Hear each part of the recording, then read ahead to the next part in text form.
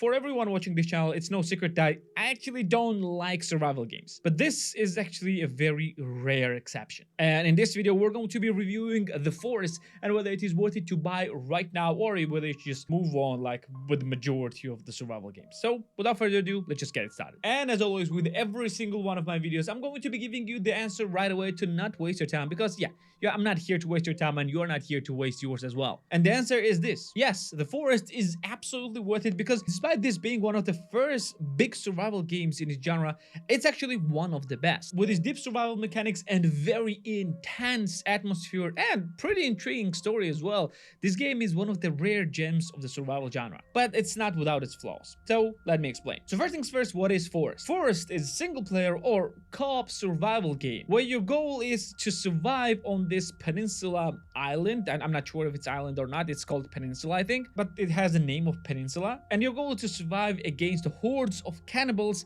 and to unlock some secrets of the peninsula. Weirdly enough, game has the story, so you have a distinct reason why you are on the peninsula and you have a distinct goal. So you're playing as a father and you travel with your son on a plane, and the plane just crash lands on this mysterious place. And as you wake up, you see the man painted in red taking away your child, little Timmy. And yes, first things first, there is a reason why this guy is painted in red, and the overall goal is to find the Timmy and find a way to get out of the peninsula. And as you can see immediately when you start the game, you have a reason why you are there and you have a goal to go towards, which already makes this game much better than majority of the survival games. And weirdly enough, this game has very interesting story as well, which I'm not gonna be spoiling, don't worry about that. As you start the game, your goal is basically to find a lot of food, clear water, to heal your injuries, and find or rather build a shelter. We have an interesting survival book which gives you all the blueprints that you need in order to survive. And this book contains a lot of different info and a lot of different blueprints, starting from a very simple campfire, ending with a giant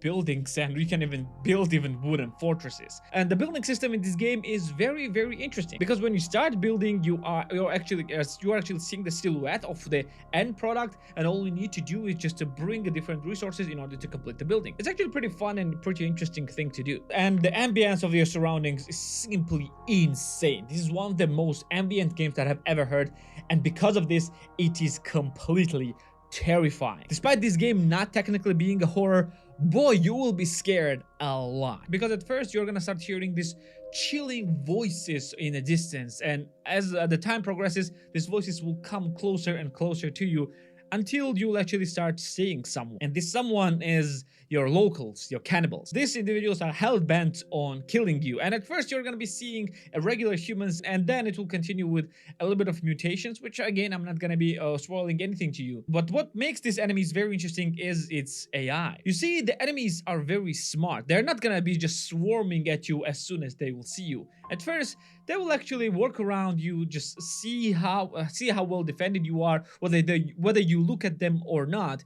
And at first they will not even attack you, but when they will find out that you're actually not protected well enough, they will start attacking you. And because of its very interesting AI, if for example 2 cannibals are attacking you and you will kill one of them, the second one will actually run away because this cannibal will know that it doesn't have enough strength to defeat you and he will just run away. And as time progresses, more and more of them will attack you with more sophisticated patterns, which basically forces you to progress through the game as quickly as possible, build the stronger strongholds, and be prepared overall against their attacks. The combat in this game is very clunky and very floaty, but it's still, I would say, good enough. It's not great, but it's good enough. But when game becomes truly terrifying is during the nights and when you start descending into caves, which you should do in order to progress through the story. Then the terrifying part starts because of the game's lighting. Because when the night comes in this game, or when you descend into the caves, it is truly dark. There is no lights or anything. It's complete and utter pitch black darkness, and all you have is maybe a little torch or maybe a little lighter to light up the very immediate distance in front of you or around you. And it is completely and utterly terrifying when you will see how some kind of enemy or some kind of cannibal jumps at you from the darkness. It's completely terrifying, and it's very, very fun as well. The story of this game unravels in these caves, and the best loot and the best things to find are located in those caves. So if you want to progress through the game and if you really want to complete the game, you need to be descending into the caves. It makes it a bit less terrifying when you're playing with friends, and yes, you are allowed to play and complete the story in co-op as well, but it's still insanely atmospheric. Graphic-wise, game is pretty old because this game is almost a decade old now, but it still looks pretty okay, with an exception of the faces. When you're gonna see faces of the different humans, yeah, it's gonna leave very uncanny valley feeling, but overall it's pretty good enough. And with all of those things and all of those elements, game adds up into something very interesting and very beautiful.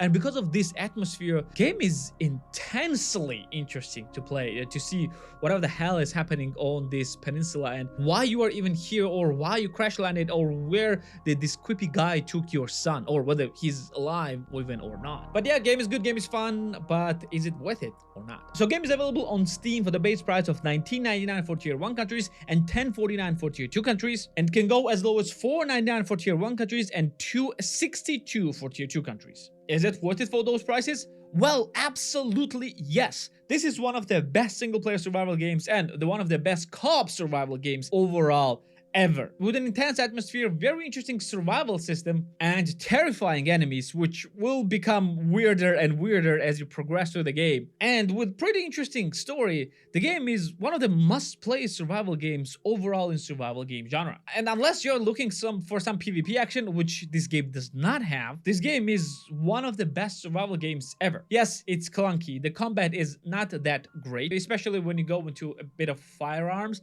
It's not very good, and it's just very, very clunky. But if you're gonna forgive this, just play for an atmosphere and play for the survival games mechanics and play for the story, you're gonna enjoy this game through and through. And for that reason, I highly recommend it. And seeing how many people are still playing this game after so many years, with this player base fluctuating from 5,000 to 20,000 at any given time, this game is still good enough to play even right now. So yep, I highly recommend The Forest. Go and get it. Well, this should be it for today. Thank you for being here with me. Like the video if you liked it, subscribe for more videos like this one, and I'm gonna see you in the next one. See ya.